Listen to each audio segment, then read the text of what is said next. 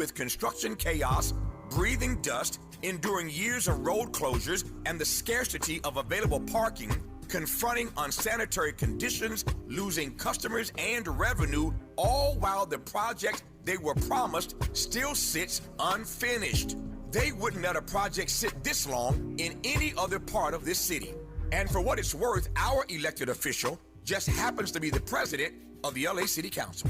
Meanwhile, the city is laser focused on sprucing things up for the World Cup and the Olympics. Please, if this corridor were in Brentwood or Beverly Hills, it would have been completed on time, on budget, and on the cover of every magazine in town. The Crenshaw community deserves better. They deserve the truth, and they deserve what was promised to them. Now, right now, not when it's convenient, not when the cameras are rolling for the Olympics. Now, this isn't incompetence, this is a pattern. And at some point, neglect becomes a decision. With a KBLA Talk 1580 editorial, I'm Tavis Smiley. As always, we welcome your feedback.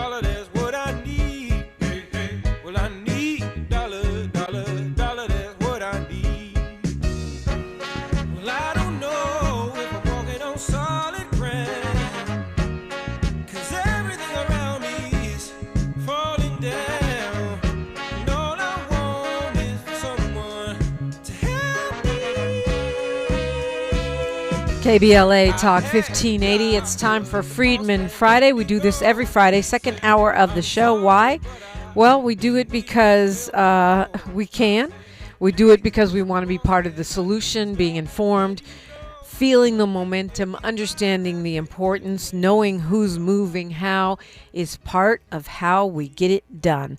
Welcoming into the conversation an activist, a lawmaker who served New York City Council and the New York Assembly from the 60th District. He ran for mayor. We're just out of this election season. And he is still an activist and a journalist. Welcome, Council Member Charles Barron. Good morning. Well, good morning, and thank you so much for having me on. Former Councilman Charles Barron, present revolutionary Charles Barron. I was an elected revolutionary. I just want to make things clear. I was an elected revolutionary. That's the problem we have right about now. I heard y'all talking about the fine and progressive. Oh, my God. That needs to be a whole 3-day seminar. But in any event, thank you so much for having me on. And I apologize for last week. I had a last-minute family matter, positive, but I had to deal with it. Oh, we appreciate you joining us today. And I should have said reparationist, too, because you have been an advocate for reparations. In fact, wrote the first version of the New York reparations piece. So, I mean, are you discouraged by what's happening? Give us a snapshot of what's happening with reparations right now in New York. Okay, first, if I could do this, if you allow me. Absolutely. I like to always make two general statements around reparations before I get into the specifics of New York City. One, our people need to understand that reparations is a debt owed. We have to make a distinction between what we're supposed to get as tax-paying citizens out of these budgets. So we can allow our enemy to define the compensation and call it reparations. So in many cases around the country, the reparations movement is being co-opted by the state apparatus, particularly like in your state. I think 5 of the commissioners were appointed by the governor and 4 by the state legislature, I believe. I could be off. So those 9 people determine who the commission is, and I believe the commission did their work, and your progressive governor said he ain't got the money, so he ain't paying y'all nothing or something like that. And, you know, he has a $325 billion budget. I believe that's what it is in California, yet you don't have money for us. So if we get housing, if we get education, both which they discriminated against us out of the budget, if we get health, if we get scholarships, that is not reparation. That is what we're supposed to get out of the budget because we pay taxes to that, and we have to fight against that discrimination. Well, what we had in California, we had a task force. They did their job. They did an amazing job. It was a combination of folks from academia and the activism in the political world. And then they put forth a raft of bills. The CLBC, the Congressional Legislative Black Caucus here, did not even bring all of those bills to the floor, and that's what caused activists here to be angry. But then the governor was going to veto them anyway, and he did veto the most important ones, signed the apology. It vetoed a bunch of stuff. You know, many members of the CLBC, at least a few of them, did try to redeem themselves. They came with some great bills next session, some of which you might agree were reparations and some of which you may not agree were reparations, but the governor vetoed almost all of them. Right. See, because it's really not about bills. It's about the governor using executive power orders. It's about the presidents, like a President Barack Obama, using executive power orders to put in place a compensating commission on reparations. They can do that with executive orders. When you go through the legislative process, like we're going through in New York, let me do the second part real quick. The other general thing I like to always say, reparations without liberation will keep us on the American plantation. So while we fight for reparations, and we should, we fight for all of these human rights issues, we must understand if we do get it, and we stay with the same colonial capitalist system we have that's creating the poverty, the unemployment, the crime, the misery, the mental health challenges in our district, if that does not change, then all of the reparations we get will be going right back to the very system that we need to radically change. This is why I call myself an elected revolutionary, because we got to fight against deed theft.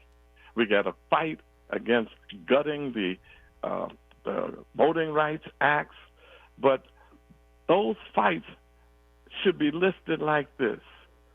It's not just the voting rights gutting, it's the whole damn system.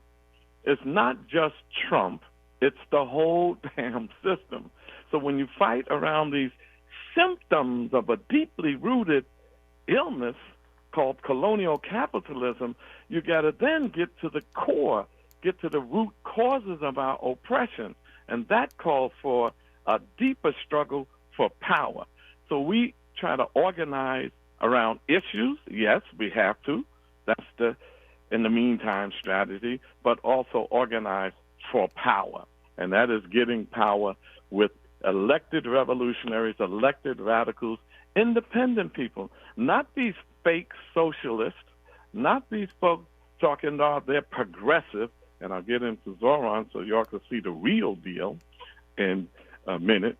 But so now for New York and our reparations bill, I had told the state legislature when I was in there, we designed the bill, we had everything done. The major difference in our bill was that the selection of the commission was going to be done by community groups that have been fighting for reparations for decades. And that was in Cobra, the December 12th movement and the Institute of the Black World, Ron Daniels, we said they should have 2 appointments apiece, that would make it 6, and give 1 to the Governor Hochul, and 2 to the State Assembly, and 2 to the State Senate.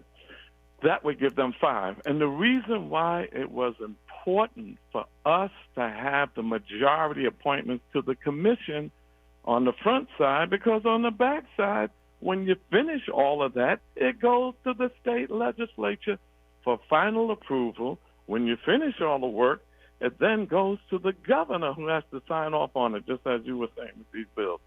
So why not have the power on the front end? But we got a bunch of Negro sellout, sycophant Democratic politicians that are always sucking up to the real estate industry, sucking up to Wall Street, and they're sycophants in that they're concerned about their personal ambition over our collective liberation. They changed my bill. That one sentence in my bill, they changed it to say, the Governor, Hochul, who's clueless about reparations, so they want to give it to a clueless white woman, Hochul, on on reparations, 2 to the Senate, 3 to the Senate, and 3 to the Assembly, 9, none to the community. Now, that was in 2023, 2024. They were supposed to be out for a year and then come up with a plan, with a remedy. This is 2026.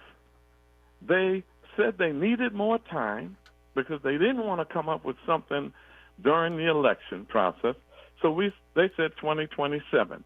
Now, this recent bill that was passed, budget that was passed, like in California, the New York State budget process, they also have legislation.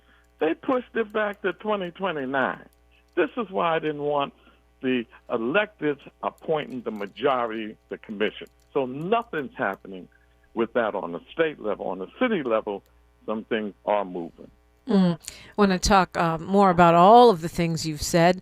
You brought up some really kind of key points in this moment, this crossroads that we are at in the reparations movement, in the middle of a very anti-reparations administration.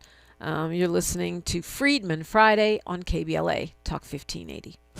She's reclaiming her time on KBLA Talk 1580. More First Things First with Dominic DePrima when we come forward. Let's celebrate. Y'all did it!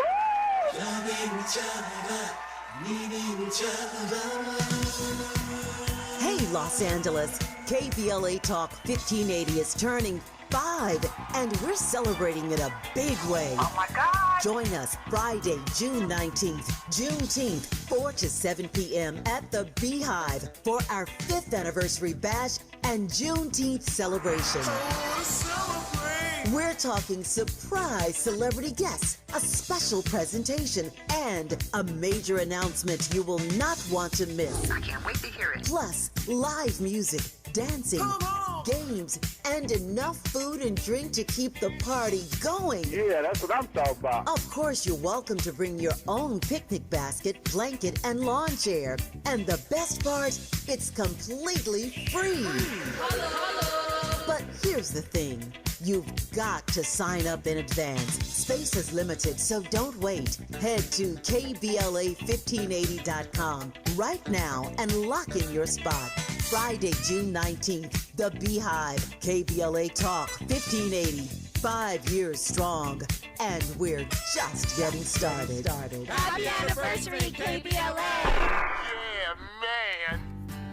Progressive knows you could have easily taken the freeway, but you took the scenic route to see a waterfall and an oddly busy boiled peanut stand. Discovering the unexpected is exactly why you bought an RV, so protect it with a bundle from Progressive. Because although you may be 3 hours behind schedule, you're 6 jars of jam richer and possibly enrolled in a butter-churning workshop. Switch to Progressive and protect your RV, boat, or motorcycle by bundling with your home or auto insurance. Progressive Casualty Insurance Company, affiliates, and third-party insurers. Not available in all states or situations. When the story gets twisted, who's going to tell the truth? When they cut the microphones, who's still talking? When history gets rewritten, who remembers what really happened? We do. KBLA Talk 1580. Black media isn't just important right now, it's essential. Because when mainstream outlets move on, we stay. When the headlines ignore our communities, we don't. When decisions are being made that affect black lives in our schools, our neighborhoods, our economy, KBLA is in the room. This is more than radio. This is a lifeline, a record, a rallying cry. Black stories, black voices, black power. The heat is on the air and in the culture. KBLA Talk 1580. Stay connected, stay informed, stay loud. Stand up! The conversation continues right now with Dominic DePrima on First Things First.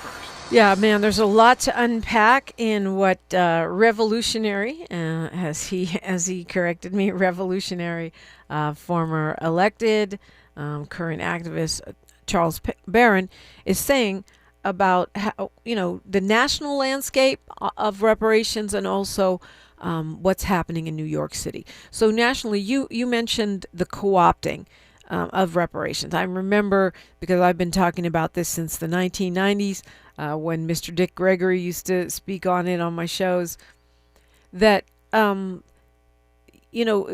they tried a lot of work in the legal realm, right? People like Charles Ogletree brought cases, and they did not have success in the courts. And we have seen more movement in the legislative efforts. We've at least got a strong task force here in California that put out an incredible report, which has become a blueprint. You are seeing the standing up of reparations commissions in city after city, some counties, a handful of states, and yet I think the example I'll cite is here in the city of Santa Monica, where they stood a reparations commission up and literally about a month or two later dissolved it. So, I mean, it's a small coastal city. It's a majority white city, relatively wealthy, but still the fact that they'd stand it up and then make it go away, and what I call all lives mattering, it turned it into sort of a, multi-ethnic help whoever with whatever, which is not at all reparations commission. Right. So when you say co-opting, is that what you're talking about, or are there some other more subtle things that we should be tracking? Absolutely. That, plus, they had all of that, but we didn't have reparations. So even through the legislation process, it did not happen. And I want to warn America, you can play this game all you want, but we are 51.2 million strong in America, black people, African people. And we are connecting to Africa now, 1.4 billion, where all the resources of the world are. So don't push us but so far. When we try to do legitimate things, tell people to vote, then you try to stop us from voting. Or tell people to fight for reparations through legislation and litigation, and you stop that, play games with us, and say, we'll give you $10 million worth of scholarships. That's the co-opting part.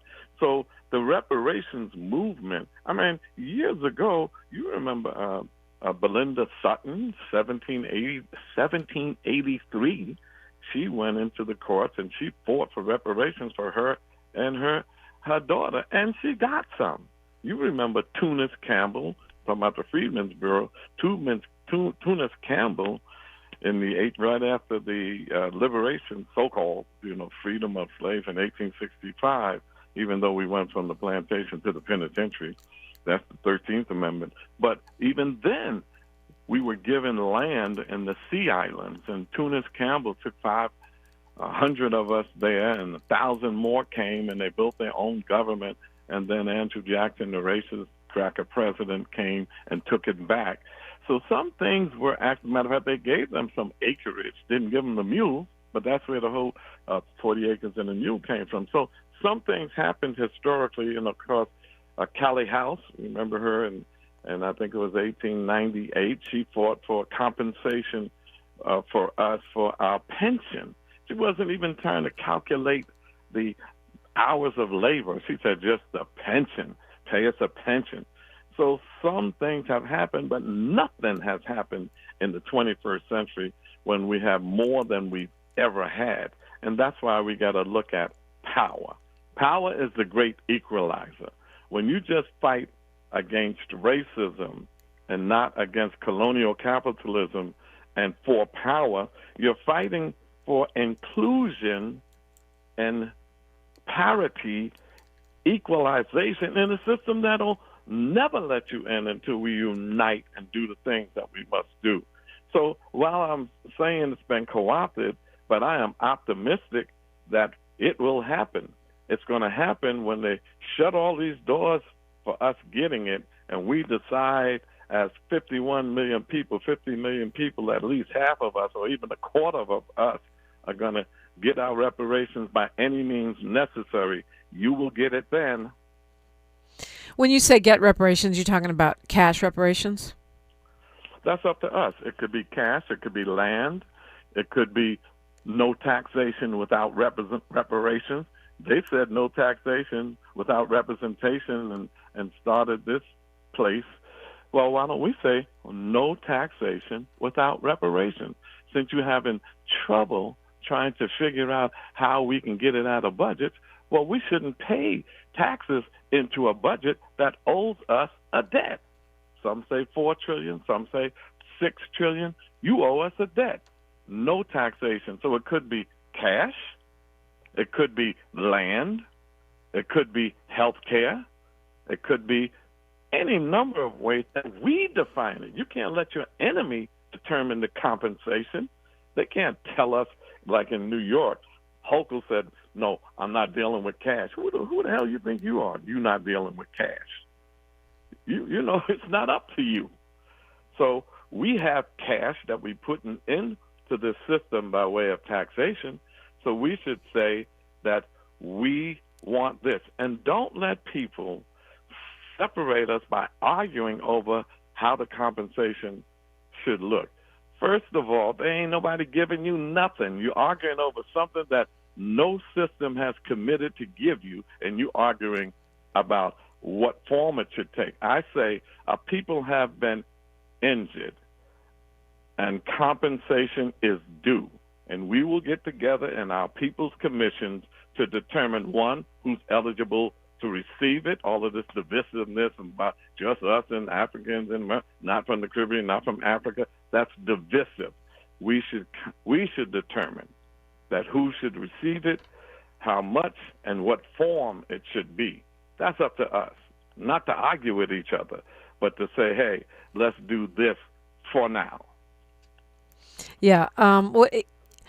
When trying to prepare for this interview and reading up on what happened in New York, it was interesting to watch how Fox News a message, even though they are reparationists. Is that accurate? Well, no, they raised it, but they are powerless, and they had no impact, and they didn't get anywhere. These reparation bills that we did pass had nothing to do with them. The Post and Fox News tries to create the framework of the debate, and that's what you have to challenge, the framework. It is not that group versus the left. That group has no juice. They were disruptive at meetings, but the final call is on the majority of the commission. That is not them. The problem we're having, Dominic, is the Black Democratic Party neo-colonial sycophants that do the bidding of Wall Street and the real estate industry, whom neither want us to have reparations come out of the budget. This group is powerless. They're just disruptive, but they have no power to determine anything in New York other than being disruptive. So I am not going to segue or allow the Post and Fox News to have us determine what the battle is. The battle is not with them. It's with the Democratic Party blacks who don't want to go against the governor. They don't want to go against Wall Street, and they don't want to go against the real estate industry. All three of them don't want us to have reparations, and they got these neo-colonial puppets to block us. That's our problem, not these others. We'll continue this conversation. We're talking New York reparations, but also global and national on a Freedmen Friday on KBLA Talk 1580. A safe place to go loud. A great place for progressive politics. KBLA Talk 1580. I'm Bree Wood with BIN News Now. Former Congresswoman Katie Porter has conceded California's governor's race. And it may take a few days here in California to have final numbers, but we know tonight that we will not advance to the general election in November. Early results show Democrat Xavier Becerra and Republican Steve Hilton in a tight race for first, with Democrat Tom Steyer trailing. Black 19-year-old Carmelo Anthony is accused of fatally stabbing 17-year-old Austin Metcalf at a Frisco track meet last year during an argument over seating in the stands. The defense is expected to argue self-defense. And the U.S. Supreme Court has approved a Republican-drawn congressional map in Alabama. The ruling overturns a lower court decision and allows the map to be used in the midterms, even as critics argue it weakens black voting power. Get BIN News Now on demand 24/7 on the iHeartRadio app. Every breakthrough starts with someone willing to take part. Summit Clinical Research is seeking volunteers with fatty liver disease for studies focused on MASH. Participants may receive study treatment, care, and compensation at no cost. Check eligibility at NASHlivertrials.com. This is the KBLA Sports Minute with Ray Richardson. Game 2 of the NBA Finals is tonight in San Antonio. Call it the adjustment game.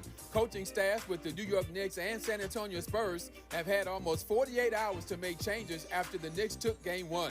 At the top of the list for Spurs coach Mitch Johnson is making the 7'4" Victor Wembanyama more effective in the offense. Don't be surprised if you see Wembanyama inside the lane more. He missed 15 shots in Game 1. Most of them were outside jumpers, including 7 misses on 3-pointers. That is way too much size and talent to be wasting on the perimeter. Johnson also needs to come up with a plan to put more pressure on the Knicks offense. In Game 1, the Knicks had only 1 turnover in the second half. The Spurs better get this one tonight. They don't want to be down 0-2 when the finals moves to a very festive New York City for Games 3 and 4. 5:30 tip-off tonight on ABC. No debates, no speculation, just the info you need. That's your KBLA Sports Minute. I'm Ray Richardson on KBLA Talk 1580.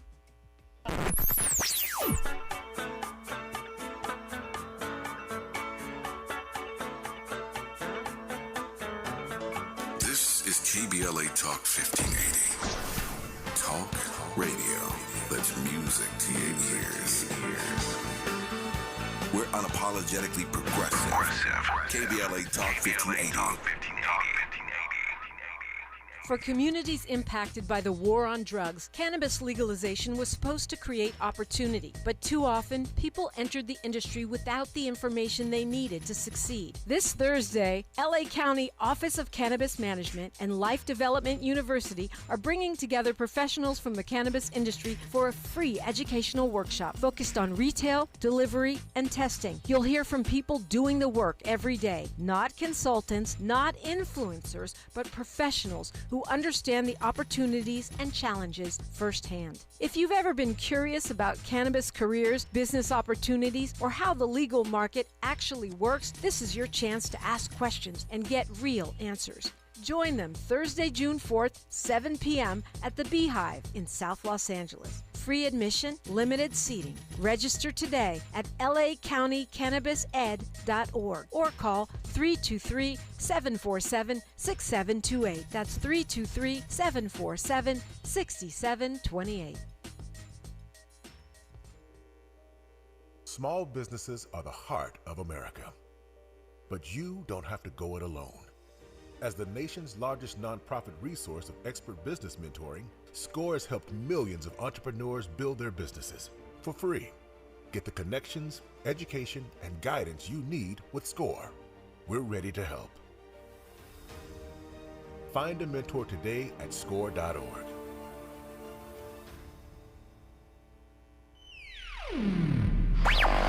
All I need is one mic.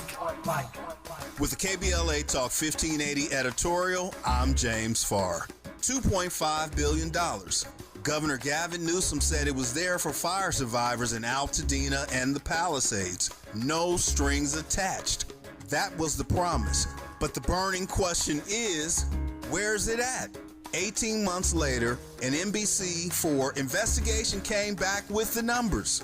The numbers don't answer the question, they deepen it. Where's it at? About $605 million has been spent, roughly 75% still not released. Where's it at?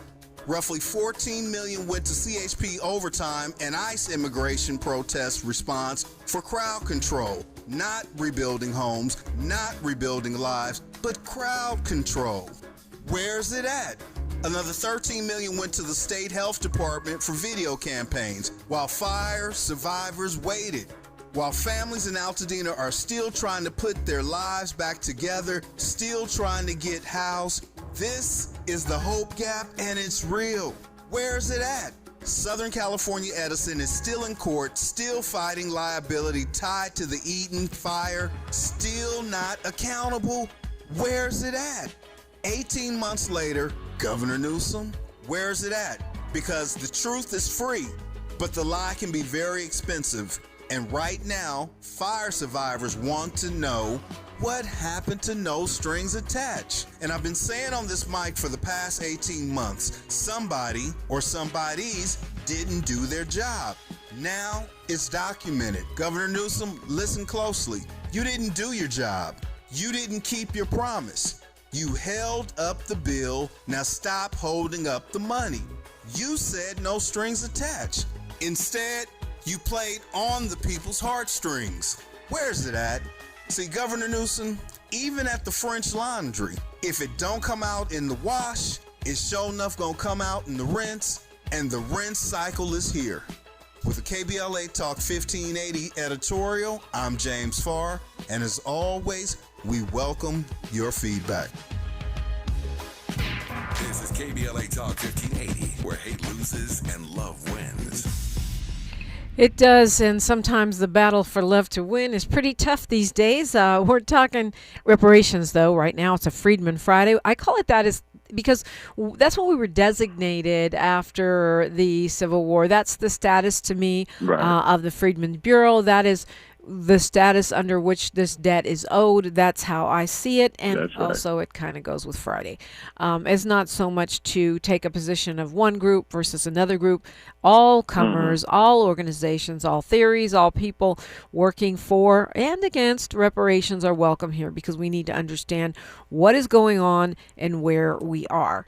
That's right. So New York has a state and a city reparations commission. What's been widely reported on is the state commission and a contentious, or reportedly, because I wasn't there, contentious hearing that they held where some folks were, as you say, disruptive.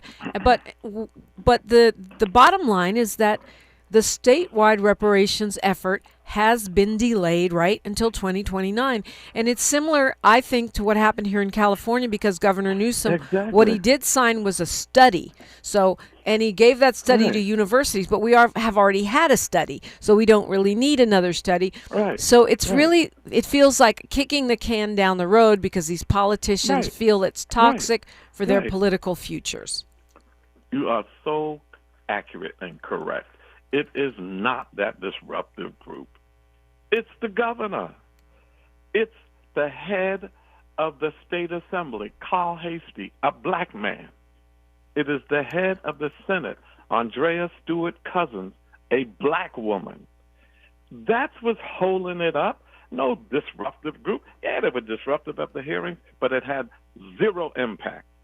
The reason why it's being held up is because the appointees of these elected officials decided to hold it up, number one. And number two, as I said, legislation is connected to the budget process in New York. And that was a piece of legislation during the budget process where the governor can now use leverage. Okay, if you want that reparations thing, then you got to pass my $260 billion budget. And so that's the problem. You see, if I can, we got to look out for those who pit us in this battle against Republicans versus Democrats, as though if we get the Democrats in, we would have arrived. Well, it depends on the Democrat, doesn't it? I mean, 100%. But just remember this. Remember, in 2008, we had a black president, Barack Obama. Yeah, but he was a centrist. I mean, we knew we elected a centrist when we elected him. He was never presented. He wasn't at least a progressive poser. You knew what you were getting. No, I understand that, but you also had a Democratic House, and you had a Democratic Senate, and may he rest in peace. You had John Conyers, who was the head of the Judiciary Committee, that his H.R. 40 reparations bill was in. It never saw the light of day. With a Democratic House, a Democratic Senate, and a Democratic black president, and a black man heading up the Judiciary Committee where his bill was. And let me say but hold on one sec. Respectfully, Councilmember Revolutionary Charles Barron. I mean, I've heard this argument so many times, but why should it be up to the black president? Why we've got a president right now who claims to be the art of the deal. Why doesn't he make the deal? Then why doesn't he pay the reparations? He ain't paying no reparations. You're talking Donald Trump. I mean, I'm just using it as an example. But listen, why would you compare Donald Trump to what I wish Barack Obama would do for us, what Trump is doing for MAGA? I mean, we had an opportunity. We always making excuses for the president. I don't think it's an excuse. I think it's a reality. We elected a moderate. There was no way we were going to elect a progressive first black president. That wasn't going to happen. I understand that. But once you elect him, this is why we build movements, to hold them accountable and stop making it. Every time I criticize Obama, black people have a fit. Mm-hmm. Anybody that criticized him. So it's not so much that we elected a moderate, is that our people gave him a pass that they should not have given him just because he was black. Let me say something else. You know how we fight for all of this voting rights stuff, and we say, oh man, we got to get the Democrats to have the Senate, because the Senate, they confirm the justices on the Supreme Court, and the Supreme Court is conservative. Well, let me tell you this. October 15th, 1991, the Republican president, George Bush, nominated the worst sellout Negro we've ever had, Clarence Thomas, for the Supreme Court. That nomination went for confirmation in Joe Biden's committee. And remember, Anita Hill said that, he sexually harassed her, and 3 other women were ready to testify. Biden shut it down, didn't allow them to testify, and then the confirmation went to the democratically controlled Senate. 57 Democratic senators. I understood. I mean, I don't want to go too far. What's your bottom line? Because I don't want to veer off down that. Yeah, right. They brought us. Clarence Thomas. Right. The bottom line. Right. So, understood. So, I mean, but the way you're framing this right now, you're saying that Democrats are the problem, at least in New York, to passing, and we've seen it with our governor. I would say political opportunism is the problem, but I understand what you're saying. So what's the next step then? If it's not legislative and it's not the courts, what's the next step? Well, I think it could be legislative. That's why I think what we're building in New York City, we have a black radical electoral movement.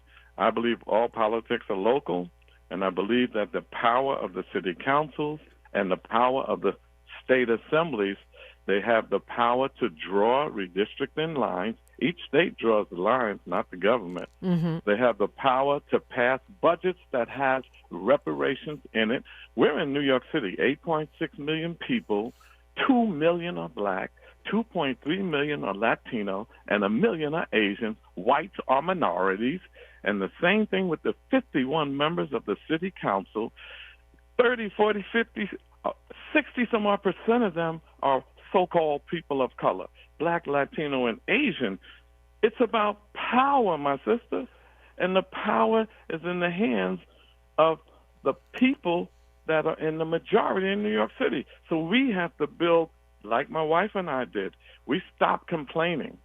We took the Negro sellouts out of office in East New York. The machine, we beat them for 21 years. And in those 21 years that we were able to beat the machine, and our biggest challenge was not anybody white, it was the black sellouts of the Democratic Party who challenged us every year. We were able to get a reparations bill passed. We were able to get money out of the budget to stop gentrification in our neighborhood, build the real affordable housing as we defined it. We were able to get 3 political prisoners, Black Liberation Army members, freed by getting the state assembly to write support letters to the parole board. I can take the rest of this program talking about all the stuff we've done. We have to build independent structures like we did. The Operation Power is our independent structure. We ran in the Democratic primary, and our biggest challenge and enemy was the blacks in the Democratic Party. Well, we're talking with Charles Barron. You also indicated, speaking of the Democratic Party, that you indicated that you don't think the New York mayor, the popular New York mayor, Zohran Mamdani, is actually a progressive or actually supportive of reparations. Well, it's not what I think, it's what he is doing. Number one, Mayor Mamdani from the Democratic Socialists of America, when he was running, he said he was against mayoral control. Now he's for it. He was against taking power away from the city council and determining land use projects. Now he's for it. He is supposed to, by law, present a plan for equity. That's why we have this group, CORE, the Commission on Racial Equity. He took a lot. He just took a lot of the teeth out of that, and he's presenting something now that we're fighting for. In all due fairness and honesty, when I was in the state assembly with Zohran, he supported my reparations bill. He was supportive. When he became mayor, when now it's time to manage and govern as opposed to running and talking movement and socialism, now this man has done so much diametrically opposed to what it was all about. His budget is just like the budget of one of the most corrupt, no-good mayors, along with Giuliani, and that's Eric Adams. He is doing the same thing as Eric. He ain't a whole lot different. You know, judge him by the budgets, not the rhetoric. The budgets, not the rhetoric. And what development projects, housing are they passing? What are they doing with the AMI, the area median income? That's how you determine affordability. And so he is no different. He called my socialist. After he got in, he called Venezuela and Cuba, 2 progressive socialist countries, dictatorships and regressive, oppressive regimes. This is the same man who's now courting the real estate industry. So, you know, and let me tell you about deed theft. We started a coalition to stop deed theft. We confronted Zohran, the coalition did, when he was running. He said, got you. I'm going to do this. I'm going to put $10 million into deed theft and start a whole office out of my office. He gets in, and deed theft, our people are losing their homes, our elderly. They stole them from Africa, now they're stealing our homes. And this man is allowing his police to evict, his sheriff, to evict our people, and then talk like he's against deed theft. He, Jessica Tisch, is an oligarch. He kept her as police commissioner. One, she knows nothing about policing. 2, the oligarchy, the Tisch family was against him, and AOC and Bernie run around the city talking about stop the oligarchy. Yeah, but both of them, all of them were supporting Biden for president. He's a Zionist. So there's a lot of contradictions. And Zohran, if you look at his policies, not anything I'm saying, don't believe none of it. Check it out for yourself. You'll see that he's anything but a socialist. So there was a lot there to unpack for those of us who are not in New York. Some of it we may not get because, you know, people have different structures in different cities.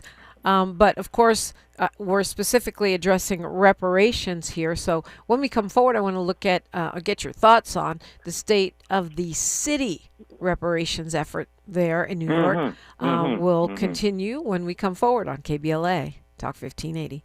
More of First Things First with Dominique DePrima when we come forward. Finding great candidates to hire can be like, well, trying to find a needle in a haystack. Sure, you can post your job to some job board, but then all you can do is hope the right person comes along. Which is why you should try ZipRecruiter for free at ZipRecruiter.com/free. ZipRecruiter doesn't depend on candidates finding you. It finds them for you. Its powerful technology identifies people with the right experience and actively invites them to apply to your job. You get qualified candidates fast. So while other companies might deliver a lot of hay, ZipRecruiter finds you what you're looking for. The needle in the haystack. See why 4 out of 5 employers who post a job on ZipRecruiter get a quality candidate within the first day. ZipRecruiter, the smartest way to hire. And right now, you can try ZipRecruiter for free. That's right, free at ZipRecruiter.com/free. That's ZipRecruiter.com/free. ZipRecruiter.com/free. ZipRecruiter.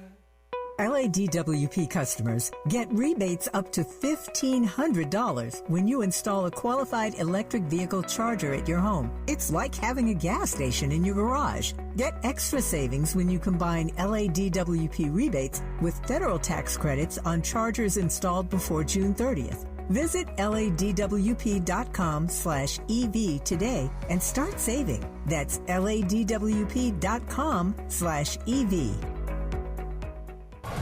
Going to a World Cup match in LA this summer? Ditch the parking stress and ride Metro. With direct service from across LA County, it's the easy way to get there for just $1.75 each way. KBLA Talk 1580. We've got a lot to talk about. KBLA Talk 1580 connecting you with services and solutions. The midterm elections are upon us. It is voting season once again. Common Cause's motto is fighting for the democracy we deserve. In service of that goal, Common Cause puts its state and national policy expertise, massive network of grassroots supporters, and nonpartisan approach into action to strengthen our democracy against the challenges we face today. They work at every level of government on priorities that impact each of our lives, like defending the right to vote, limiting big money's influence on our elections, holding public officials accountable, and more. Common Cause is a nonpartisan grassroots organization dedicated to upholding the core values of American democracy. They seek to empower all people to make their voices heard in the political process. This election may be the most important one ever. If you'd like to make a donation or volunteer in service to the Constitution, please visit commoncause.org. That's commoncause.org. This is a community call to action from KBLA Talk 1580.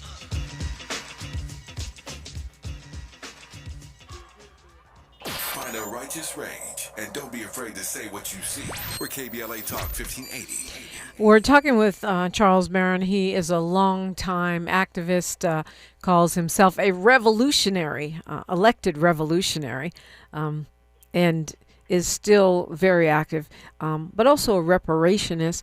We heard about this $500,000 that was meant to go to a commission on racial equity. Supposedly has a reparations piece to it, but then I hear truth, healing, and reconciliation, which sounds a little bit like an all-inclusive kind of situation that can wipe out the specificity of reparations.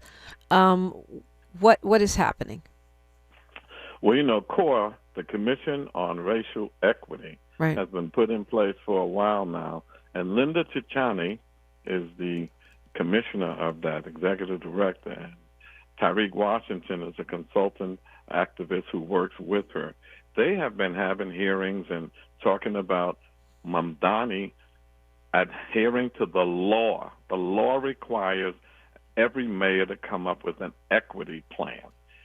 He delayed it for a while, then finally comes up with a gutted equity plan. He doesn't deal with some of the non-parities, inequities that were supposed to be addressed. So we had to fight him on that. Then there's reparation bills that are in the city council, And this agency is supposed to implement the bills when they're passed. And these bills, we're talking about not a study, but talking about actual remedies, concrete financial remedies. So he is not really pushing that either. So this is what we're fighting for in New York now, so that they don't come up with new structures that dilute or basically ignore and don't do what they're supposed to do by law. We're not asking for no favors. This is the law, and this is a debt owed. So that is moving forward more than the state. The state is delayed to 2029.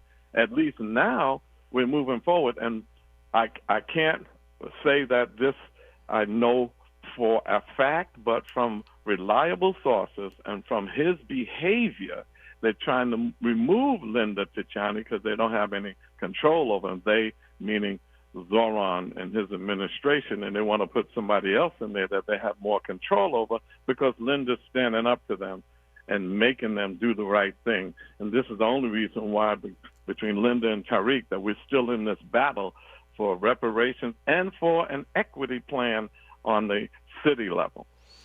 You know, our police commission is sort of a rubber stamp organization for the police chief. We have a police chief, and the commissioners are like supposed to be an oversight body, so it's a little bit different. We were reading that, and you were saying that in your view, or according to your analysis, Mamdani is really not that different than Eric Adams in terms of budget.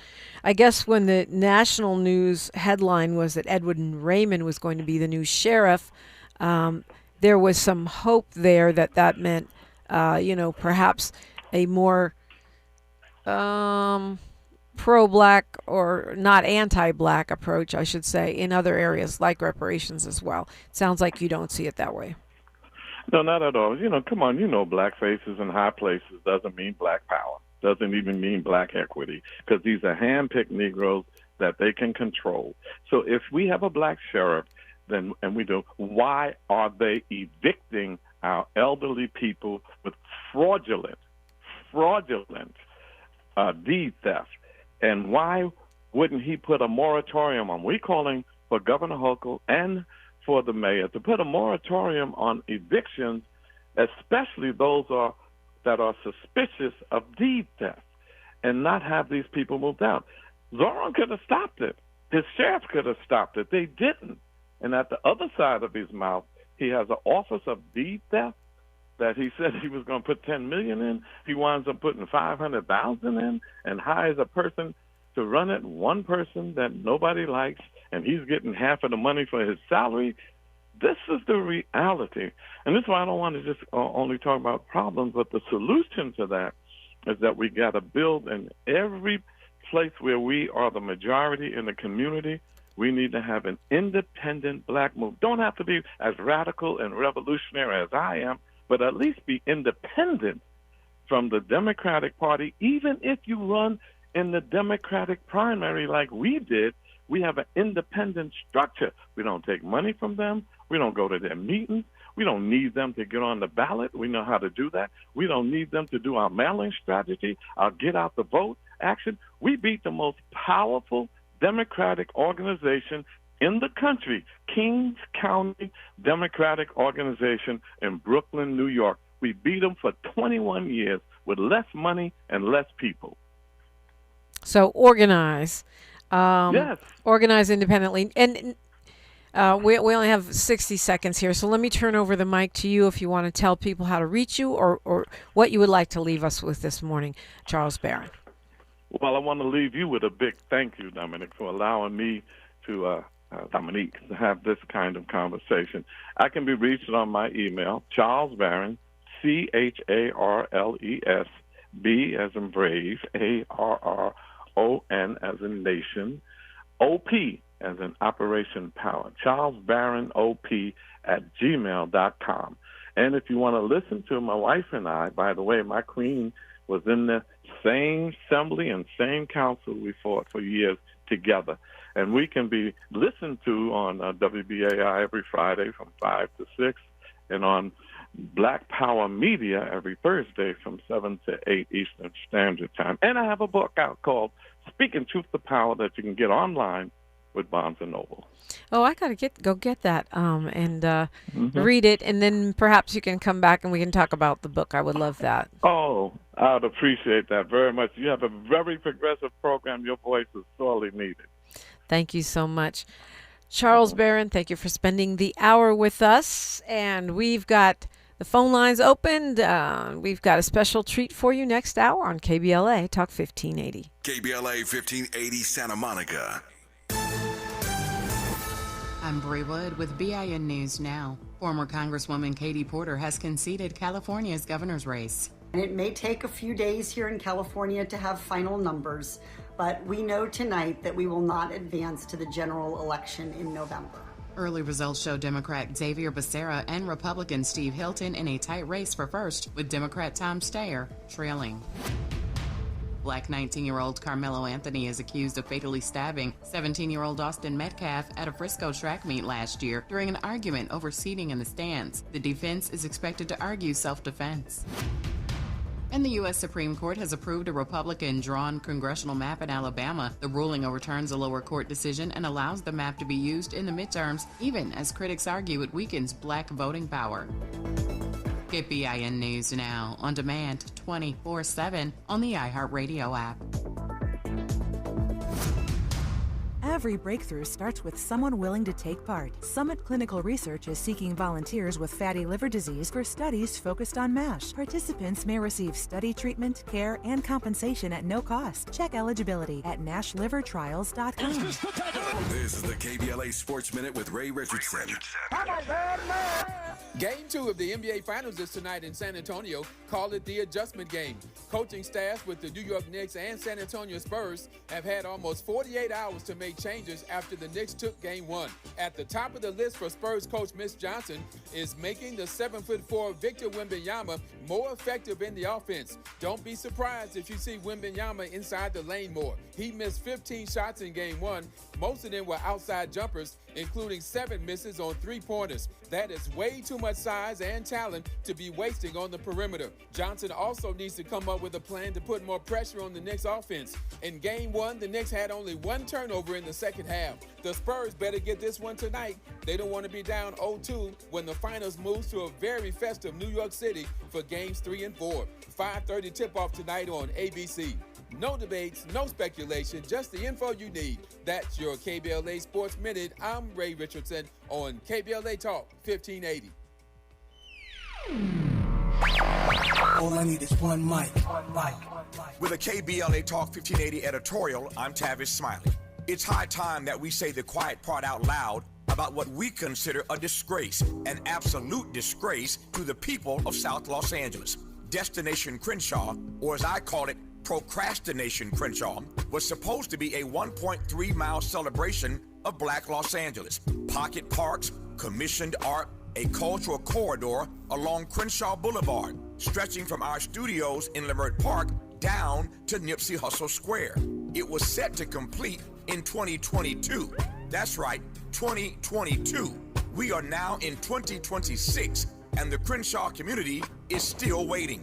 A grand opening was announced for February 2024. That date